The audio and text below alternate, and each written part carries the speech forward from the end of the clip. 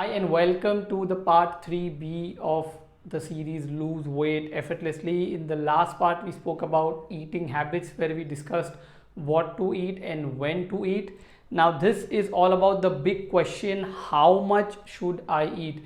Now, how much should I eat directly depends on how you eat. So, your question is like somebody should tell me, do I need to eat one roti, two roti, three roti, or how many grams of rice, or how many grams of dal, or how many grams of chicken?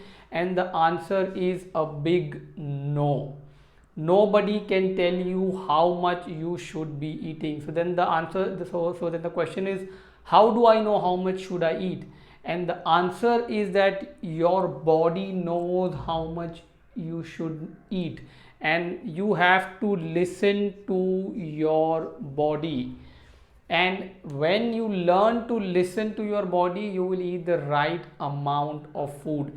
And the only way to listen to your body is you have to make sure you are eating right, you are eating mindfully.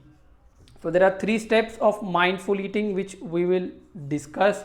Now when you start eating mindfully, you will start listening to your body. Now why it is important to listen to your body? Because the amount of food that you eat on a daily basis is never fixed. So your appetite is not a straight line that today every day I need two rotis for whatever things that I'm eating. It is not a fixed entity. Appetite is a moving entity. Someday you need more, someday you need less. So the appetite is never fixed. It's like it is ingrained in kids. So whenever kids are eating, today they will eat one roti, tomorrow they want two, today they want half, because they know they can listen to their body. It is ingrained in ourselves. But what happens is, we as a parents train them, you have to eat fixed amount of food on a daily basis, and your ability to listen to your body gets started to be destroyed in your childhood. When a newborn baby is born, the baby is going to drink milk only to a point, and the baby will then pull out. You cannot force a newborn baby to drink more mother's milk, because the baby knows, the baby listens to his or her own body. Similarly, you have to listen to your body and not eat a fixed amount of food on a daily basis, and also not eat the amount which other person is telling you. So you have to take the control of your eating habits in your own hands. So the big question still remains that how much should I eat? Okay, this is all is good. Listen to your body. How do I listen to my body? So we'll come to the quantity of food in the later part of the video. First, let's address how you eat. So you have to eat mindfully. So because when you eat mindfully, you will be able to listen to your body. So what are the 3 steps? The first step of the mindful eating is you have to sit in peace. So whenever there is time to eat, you have to sit down and you have to be in a peaceful state of mind. You cannot be agitated, you cannot be angry, you cannot be sad, upset, or extremely excited. You have to be in peace when you sit or when you start to eat your meal. So sit in peace, that's number 1. The second is, after you sit in peace, you have to make sure you are using all your senses in eating. So when you start eating, you are not watching television, you are not on your phone, you are not talking, you are not in a meeting, you are not driving, you are not walking and eating like I'll grab something on the way. No, you have to sit in peace and you have to use all your senses, because when you use all your senses, then only you will be able to listen to your body. It's like when you go for a movie and when you buy a big tub of popcorn and you finish the entire tub of popcorn, because you are not focused on eating, you are focused on watching, and then there is mindless eating which is happening. And also the third element which is skipped and which is important is that after you sit in peace, after you have all your senses in your food, you have to make sure you chew and you chew more. So let's say I give you a tub of popcorn and tell you to sit in peace and eat mindfully and chew each popcorn till it becomes semi-solid to liquid in your mouth. you will not be able to finish that entire tub of popcorn, because now you are eating the food mindfully and your body will tell you when to stop eating, because the brain needs anywhere between 15 to 20 minutes or even more time to receive the signal from your stomach that now it is full, I don't need more food. Now in that duration of time, you can eat 2 rotis or you can even eat 5 or 10 rotis. So I had a client, he was in Kuwait, and he said, I used to eat 4 sandwiches for my lunch, but after working on his entire eating habits and mindful eating, he said, now I am full with just 1 sandwich. The same person, the same stomach, what has changed is the mindful eating. He's like, now I don't feel more hungry, I can my hunger is satisfied in just 1 sandwich. So in the time that you have, you can eat fast, you can be mindlessly eating. He was like, I used to watch videos and motivational videos while I'm eating. You can't even watch motivational videos when you are eating. You have to just focus all your senses on eating, chew more, sit in peace.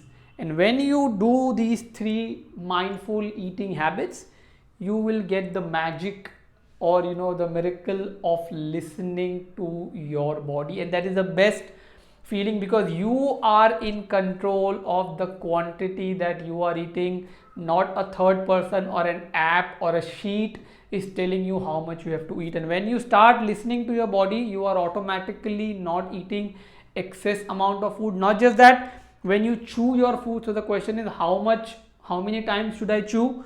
Well, the number, if you want, it is the 40 times, or the other test is until the food becomes liquid in your mouth. So when you are eating a roti or a rice, it has to become a liquid paste in your mouth, and then you have to swallow, because when you give your stomach the food in a form which it can break down and absorb the nutrients, then it is helpful.